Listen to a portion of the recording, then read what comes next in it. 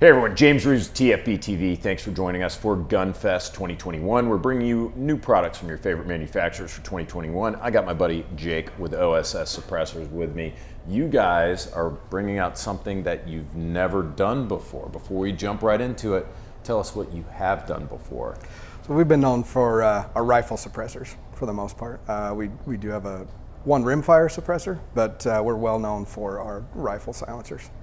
And that's why this is such a big deal, because you guys are unveiling the RAD-9 and RAD-45 silencers. So it's something that our customers have been asking for a long time. So we're happy to finally have it coming around.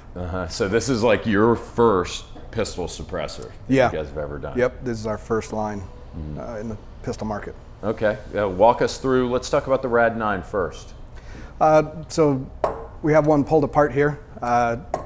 So when you look at pistol suppressors, it took a little while to develop it the way we wanted it, and we're happy with it. It's something you need to consider with pistols is most of these operating systems are blowback operated. I mean, it's in the name of how they work. So to eliminate all blowback wasn't exactly an option. So to significantly reduce blowback but be able to maintain how the system operates was a little difficult. So it's a hybrid of baffles and our flow-through system. So people that are familiar with our RAD-22 will see it looks somewhat similar. So you can see there's the coils on the outside to give you some flow-through and still have baffles worked in there. Why is flow-through important to me? Because that's what I'm thinking people at home might be asking themselves, like, why do I care about flow-through? So when you look at our rifle series, there's no increase in back pressure in the system. We were able to shoot a little bit yesterday with the full product line, and you could see how the gun basically would run the same with the suppressor on as it did off. It doesn't know it's wearing a can. And when you get into the pistol line, you're able to tailor it to where it fits the system it's on. So it's going to run much cleaner and a lot closer to the way it ran without a silencer on it. And I put the cart before the horse here because, I said, why do I want flow through? What is it? It's a way to suppress your gun without increasing back pressure. So the way it works traditionally with our rifle stuff is there's more layers of these coils, a little bit bigger. So it takes high pressure gases and it runs them through a series of layers of coils to slow the gas down instead of just giving it a dead stop the way traditional designs work. And it lets all the excess pressure flow out the front of the silencer instead of backing up and going back down the bore line. So in a gas operated rifle, it causes a lot of issues with increased bolt velocity, gas in your face, gun runs a lot dirtier. So what are some features of the RAD-9 that I would care about? So it's modular, 2 pieces. So we have it, we can show you kind of assembled here and start from there. So we wanted it to be able to be configured in a lot of different ways, so it's tailored to work with however the user wants it to work. So I guess if you were to start with the front module off, right, it comes apart pretty quick. All the baffles inside stay captive with the front end cap on there. You just take the cap off. Yeah, I love it. Comes off that way. Cap goes on the K section, that's what we call it, and that's the K configuration of the 9mm. If there's a way to screw it up, I can do it. So how do I know that I'm actually going to be putting these baffles back in correctly? Is there any indexing, anything like that? We'll pull the whole thing apart here for you. It's pretty simple. And user serviceable. User serviceable, I can clean it yeah. myself. And we'll get some of that out of the way there. Run through the whole thing here. So we tried to keep it along the same lines of our rifle line, as simple as possible. So the base is this ring. All your baffles are the same. You end with the one that doesn't have coils, and then this cap with groove cut in it. You can put a flat blade screwdriver in there to pop it apart if you have a lot of carbon buildup. Just stacks like that and drops in the system. Okay, so even I could screw that up. I could. Pretty simple. Spoiler alert, I could. But yeah, as long as you've got your base ring like that, and the front section works the same. But it's exactly the same, and they're interchangeable. So if you get your base piece, your end piece, and your middle baffles are all the same. Okay, yeah, the cool. flow baffles is what we call them. So the RAD-9 and RAD-45, the features are, it's a modular design with a long and a short configuration for both. So your base section with the serial number will be in the K configuration, or it was what we're calling the short configuration. And then in the long, we'll have that second module mounted on front right here, so that's on the 9. So we're trying to be very competitive in decibel reduction. I know that's something you've talked about in the past, where a lot of people chase numbers. We want to be competitive for those that are concerned about it. That's why it's modular, to where the users that are concerned about that can configure it to get what they want out of it. But then the other users that are very concerned about wanting more flow through, you know, in that K configuration or the short configuration, it's going to have the most flow through. So those users that want that feature have it available, and the ones that want more decibel reduction have the option in the same suppressor. I mean, frankly, I think between us boys talking, I think dB readings are scam for the most part. I mean, like no one agrees on any form of uniformity, universal. So, I mean, if you want to throw some numbers our way, that's fine. I really, honestly don't care if you do or and you they're don't. all over the place, and that's, you look on the internet and see people chasing numbers, and it's very competitive with everything else it's same size wise. So it's going to be in 9 and 45. You get into the subsonic 300 blackout and the full length configuration, you'll be under 130 decibels, in that mid to high 120 dB range, if that's what you're going for. But it's a nice deep tone. It's able to chase those numbers if that's what someone's going for, where a rifle stuff wasn't always known to be they were going for a different use for it.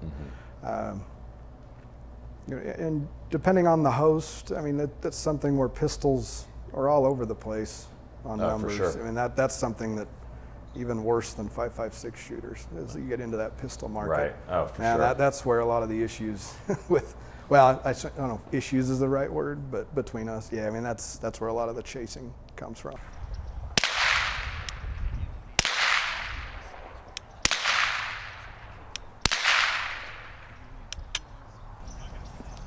You check a lot of boxes with these, where you can set it up in the K configuration to get the most flow through. You can put the modular section on to have a little bit less flow through and get it quieter.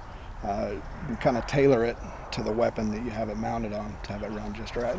And what kind of construction are we talking? Inconel, titanium, aluminum, what do we got? The outer sleeve on the K section here is titanium. All the baffle sections on the internal are 17.4 stainless. And then there's a little bit of aluminum here on just the end piece.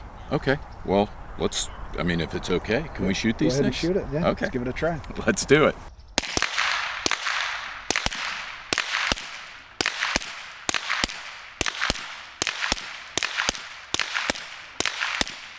We've got the RAD-45 on a Commander size 2011 with Federal HST 147 grain. Let's see how it sounds.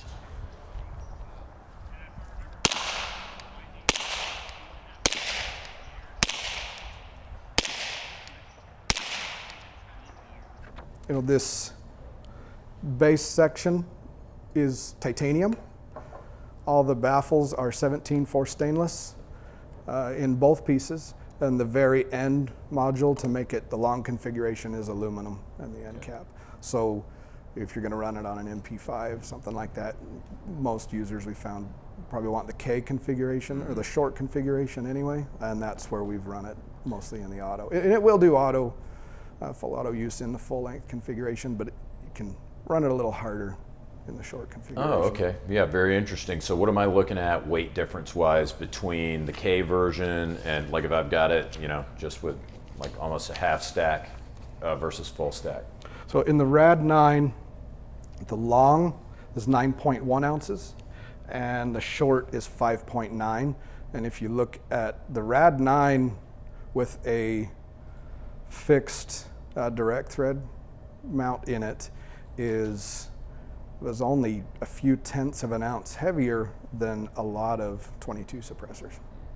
And the 45 in the long configurations, 10.3 ounces, and the short is 7.6. Okay. What are we talking about in terms of release date and price? So they will be in dealers, available for sale March 15th. Okay. Price-wise, MSRP, you'll be $849 for the 9mm, $999 for the 45, and you should see them a little less than that in the stores. Okay. Talk to me about my mounting options. Direct thread only. What are my thread pitches? They'll be available in all the standard, you'll have 3-lug options in the future, but you'll have half 28, 5/7/8, 28, and your half 36, all that in piston and direct options. So it's is interchangeable, the pistons, with 2 other major manufacturers right now as well. We're trying to get a little closer to a standardized option too. I know that's a frustration point with a lot of users. So we're trying to get closer to a standardized usage on certain parts in the future. Talk to me about your piston, your Nielsen device here. So all of the sections you'll use to take it apart, including the piston and the back cap, have wrench flats on it.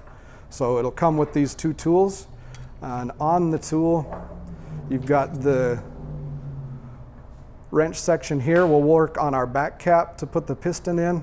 It will also work with the silencer co and rugged accessories on the back for if you're using one of those. And then our pistons have a wrench flat on them. Not sure why no one's been doing that yet, but you can tighten this onto the barrel of your pistol or use it if the suppressor's hot to take it on or off, make sure it's tight. The way the piston goes into the suppressor, if you have it on a gun, the way the sections are, I guess you call them the teeth on the piston, will actually index inside the suppressor. So when it's in here, if you have the wrench flats on it, you can actually hold the tool on it and it locks the whole body up. Instead of having to take the base apart and get the piston out to take it apart, you can use tools with the wrench flat, but you can also use one of the 2 tools to hold the wrench flat on the piston to undo one of the nuts on the front without losing everything out of the base. So if I am a man of taste and distinction who watches TFBTV and Gunfest, and I want to know why I would buy an OSS pistol can versus any of your other competitors, why? It checks more boxes than everything. If there's a certain configuration that you want your pistol suppressor to be set up in, chances are this will do it. So like you said before, there's a lot of people that chase numbers. They want the quietest. There might be something slightly quieter, but it's pretty darn quiet. If your concern is flow through and you're not chasing the absolutely quietest number, you can go in the short configuration and get that. So if there's a certain goal you're going for, this suppressor will be able to be configured in a way to get you that goal. Very well said, Jake. I got to say thanks a ton for being on the program. I really appreciate you guys showing up at Gunfest, showing off your new cans. I know a lot of people are going to be really excited about it. Guys, if you want to check out more Gunfest 2021 coverage, we're going to have playlists on both TFBTV and TFBTV Showtime, our channel dedicated strictly for gun shows. So go check out both channels, go check out both playlists, guys. We'll be bringing you more. Take care.